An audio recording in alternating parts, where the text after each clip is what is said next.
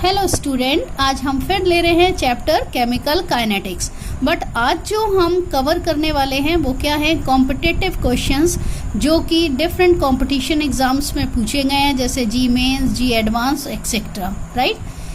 इसके लिए बहुत मैंने क्वेश्चन सर्च किए बेटा आपके लिए। तो प्लीज़ अगर आपको ये वीडियो पसंद आए तो लाइक करिए, शेयर करिए, और अगर सब्सक्राइब नहीं किया तो प्लीज़ सब्सक्राइब कीजिए और कमेंट बॉक्स में अपना कमेंट लिखिए। ओके बेटा, तो हम आप क्वेश्चन स्टार्ट कर रहे हैं। फर्स्ट वन है, for X A gives Y B log minus D concentration A upon D T equal to log plus D concentration B upon D T plus 0.3010। Which of the following reaction given relation is true? अब इनमें से जो reaction दी हैं उनमें से किस reaction के लिए ये रिलेशन सही है? कौन सा है? एन ब्यूटेन से आइसोब्यूटेन, 3 एसिटाइलिन से बेंजीन, N2O4 से 2NO2 और 2C2H4 से C4H8। बच्चों अब हम सोल्यूशन स्टार्ट कर रहे हैं। देखिए क्या दिया था, log minus D concentration A upon D T. Minus means time के साथ A, चूंकि ये रिएक्टेंट है, इसकी कंसंट्रेशन डिक्रीज हो रही है। प्लस, मैंने प्लस यहाँ नहीं दिया, देखिए आप चाहो तो ले सकते हो, log D concentration B upon D T plus 0.3010। Right बेटा, ठीक है। अब देखिएगा मैंने 0.3010 की जगह कर दिया log 2, क्योंकि ये log 2 की वैल्यू है। अगले स्टेप में मैंने क्या किया, देखिए log m plus log n, आप सभी को पता है ये इक्वल होता है log m इंटू n। मैंने यहाँ log कॉमन रख दिया है, m d concentration b upon D T और n 2, तो ये इस फॉर्म में कन्वर्ट हो जाएगा। बच्चों मैंने इसका एंटी लॉग दिया है, देखिएगा बच्चों जी, एंटी लॉग लिया मैंने, तो यहाँ पे मैंने लॉग हटा दिया, ये हो गया minus D concentration A upon D T equal to 2D B concentration B upon D T.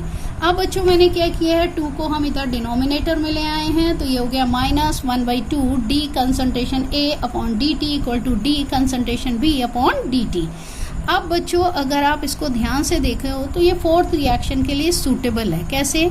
Fourth reaction थी 2C2H4 गिव C4H8। अगर हम इसके लिए रेट निकालें तो ये देखिएगा क्या, D concentration of C2H4 upon D T, और ये जो 2 है number of moles of ethylene, ये डिनोमिनेटर बन जाएगा, तो ये हो गया minus 1/2 D concentration of C2H4 upon D T equal to, अब ये प्रोडक्ट है प्लस रहेगा, D concentration of C4H8 upon D T. और अगर आप इसको इससे कंपेयर करें तो देखिए बेटा वही रिलेशन है, इसलिए option 4 is the correct one for this numerical. Now see beta second numerical. The time for T half of a certain reaction A gives product is 1 hour. When the initial concentration of the reactant A is 2 mole liter inverse, how much time does it take for its concentration to come from 0.50 to 0.25 mole liter inverse if it is a zero order reaction? अब question में क्या कहा जा रहा है, ए से product बन रहा है, टाइम कितना लग रहा है आपके लिए, टी हाफ कितना गिवन है बेटा 1 आवर, और ए की जो इनिशियल कंसंट्रेशन दी है वो दी है 2 मोल लीटर इनवर्स, और ये जीरो ऑर्डर रिएक्शन है, और हमें बाद में वो टाइम बताना है जब कंसंट्रेशन 0.5 से 0.25 हो तो कितना टाइम लगेगा। तो बच्चों हम लोग स्टार्ट कर रहे हैं यहाँ पे। जीरो ऑर्डर रिएक्शन के लिए फॉर्मूला क्या होता है, T half life period equal to A upon 2K। A क्या है, initial concentration of the reactant, और K क्या था, रेट और वेलोसिटी कांस्टेंट। अब बच्चों मैंने क्या किया है, K equal to A upon 2 T half, A की वैल्यू रख दी 2 एज इट इज रख दिया, टी हाफ की वैल्यू रख दी 1, और कैलकुलेट करोगे तो बच्चों आ रहा है 1, तो answer is 1 mole litre inverse second inverse. अब बच्चों टाइम निकालना है, तो T इक्वल टू क्या होगा, A माइनस एक्स यानी रिमेनिंग कंसंट्रेशन अपॉन K। तो A माइनस एक्स क्या है, 0.5 से कंसंट्रेशन हो रहा है 0.25, डिफरेंस निकाल लेंगे, ये हो जाएगा 0.25 अपॉन K की ऑलरेडी वैल्यू निकाली है, दैट इज 1, तो ये हो जाएगा 0.25 आवर। अब बच्चों नेक्स्ट न्यूमेरिकल ले रहे हैं हम, the rate law for the reaction RCl plus NaOH aqueous gives ROH plus NaCl is given by R equal to K concentration of RCl. RCl is what? Alkyl chloride. The rate of reaction will be, first option is doubled on doubling the concentration of NaOH. Second, halved on reducing the concentration of alkyl halide to 1/2. Third, decrease on increasing the temperature of the reaction. Or fourth one is unaffected by increasing the temperature of the reaction. So we have to select the correct option from these. Okay beta. Now if you see in the question, it is given rate of reaction R equal to K concentration of RCl and power is nothing, it means it must be 1.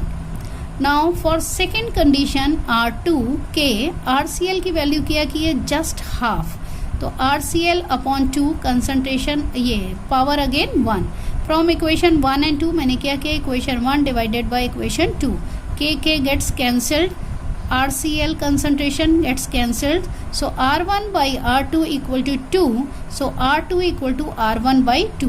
It means on reducing the concentration of an alkyl halide, the rate becomes 1/2. So second option is the correct option.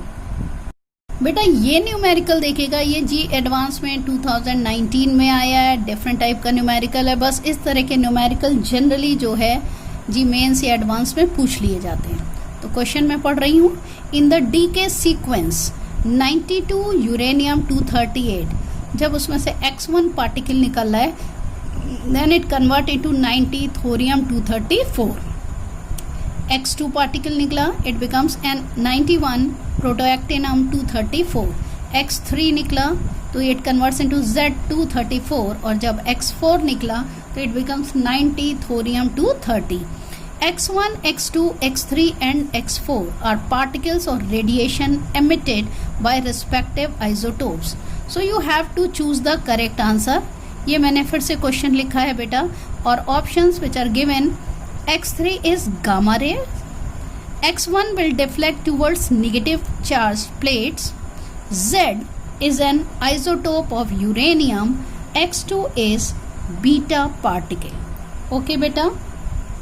Now मैंने फिर से reaction लिखी है, अब ध्यान दीजिएगा. 92 uranium 238 convert into 90 thorium 234. अगर आप एटॉमिक नंबर में देखें तो डिक्रीज हुआ है 2, और एटॉमिक वेट में देखें तो बेटा डिक्रीज हुआ है 4. ये कब होता है? जब हम किसी में से अल्फा पार्टिकल निकालते हैं. तो it means X1 is nothing, it is alpha particle. Now come here. 90 to 91 and atomic mass remains same but atomic number increases by 1. ये कब होता है? जब बीटा पार्टिकल निकलता है. तो X2 क्या हुआ बच्चों? Beta particle.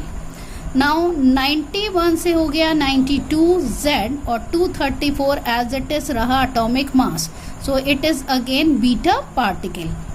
नाउ इससे 90 थोरियम 230 बन रहा है. अगर एटॉमिक नंबर में देखें तो 2 का डिक्रीज हो रहा है, और एटॉमिक वेट में देखें तो 4 डिक्रीज हो रहा है. तो it means X4 is nothing, it is again alpha particle. तो अब हमारे पास जो ऑप्शंस हैं उसमें फर्स्ट वन तो ऑप्शन करेक्ट नहीं है, X3 हमारा गामा रे नहीं है. सेकेंड ऑप्शन देखें, X1 will deflect towards negative charge plate. X1 क्या था? ये था बच्चों अल्फा पार्टिकल. अल्फा पार्टिकल जिस पे पॉजिटिव चार्ज होता है तो ऑब्वियसली वो नेगेटिव चार्ज प्लेट की तरफ डिफ्लेक्ट करेगा. It means second option is the correct option. Now come to the third. Z is an isotope of uranium. Isotope क्या होते हैं बेटा? जिनमें atomic numbers are same but atomic masses are differ. तो यहाँ यूरेनियम का देखिए 92, Z का देखिए 92, atomic number same, atomic mass 238, here 234. तो it means Z is the isotope of uranium. तो third option is also correct. Now next, X2 is beta particle. So if you check, I have already written X2 is beta particle. So all second, third and fourth options are correct. तो इस तरह के competitive exam में मे be possible कि more than one options are correct. तो pay attention. Okay बेटा. Now I am just taking the next numerical. Next question is it the rate of a chemical reaction. First one, increases as the reaction proceeds. जैसे जैसे reaction बढ़ती है क्या ये increase होता है? Decreases as the reaction proceed, जैसे जैसे रिएक्शन प्रोसीड होगी क्या ये डिक्रीज होगा? मे इंक्रीज और डिक्रीज ड्यूरिंग द रिएक्शन के टाइम इंक्रीज भी हो सकता है और डिक्रीज भी। Last one is remains constant as the reaction proceed, reaction जैसे प्रोसीड होगी ये कांस्टेंट रहेगा।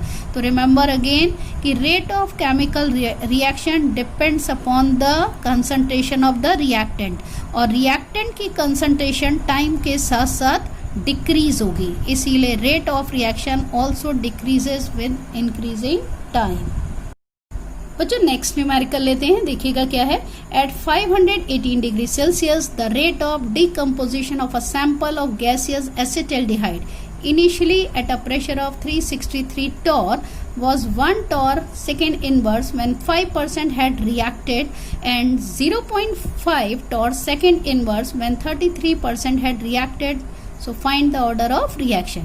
तो बच्चों इसमें क्या कहा जा रहा है कि एसिटाल्डिहाइड जिसको गैसियस स्टेट में लिया है वो डिकम्पोज हो रही है, और जब वो 5% डिकम्पोज होती है तो उसका जो रेट है वो है 1 torr second inverse, और जब 33% उसका रिडक्शन डिकम्पोजिशन होता है तो ऑर्डर ऑफ रिएक्शन आपको बतानी है, क्योंकि रेट है 0.5 torr second inverse। तो बच्चों देखिए कैसे करेंगे। Acetaldehyde CH3CHO gives CH4 plus CO methane and carbon monoxide. R1 value given 1 torr second inverse, R2 की भी वैल्यू गिवन है 0.5 torr second inverse। First case ले रहे हैं बच्चों, परसेंटेज बेस्ड न्यूमेरिकल है इसलिए मैंने कंसीडर कर ली है। इनिशियल वैल्यू इज 100 ग्राम, तो A equal to 100 gram, so A minus x1 equal to 100 minus 5, so 95 gram it is the remaining quantity. तो रेट लॉ लिख रहे हैं R1 equal to K A minus x1 power is M। This is the first equation. Now come to the second case, again take initial value A equal to 100 gram, यहाँ 33% decompose हो रहा है, so A minus x2 equal to 100 minus 33 it become 67 gram. Again rate law R2 equal to K A minus x2 power is M। This is second equation. Now from equation 1 and 2, if I divide equation 1 by equation 2, then it is R1 by R2 equal to K A minus x1 power is M upon K A minus x power is A minus x2 power is M. Now feed the values. R1 by R2 equal to A minus x1 95, K gets cancelled, A minus x2 67, power is M. R1 whose value is 1, R2 0.5, यहाँ पे मैंने इसको calculate किया, so answer is 1.41 power is M। Now when you calculate this it becomes 2, तो 2 equal to 1.41 power M। अब हम power कैसे निकाल सकते हैं बच्चों, जब बेसिस सेम होते हैं तो पावर सेम होती हैं, तो 2 को मैंने लिख दिया √2 स्क्वायर, और 1.41 भी क्या है √2, इसकी पावर क्या है M, बेसिस सेम है दोनों में √2 है तो पावर भी सेम होंगे, it means M equal to 2, it means order of reaction is 2। तो बेटा जी अगर आपको ये पसंद आए तो कमेंट बॉक्स में कमेंट करिए, लाइक करिए, शेयर करिए, सब्सक्राइब ना करने वाले पर्सन सब्सक्राइब करिए, ठीक है बेटा, थैंक यू।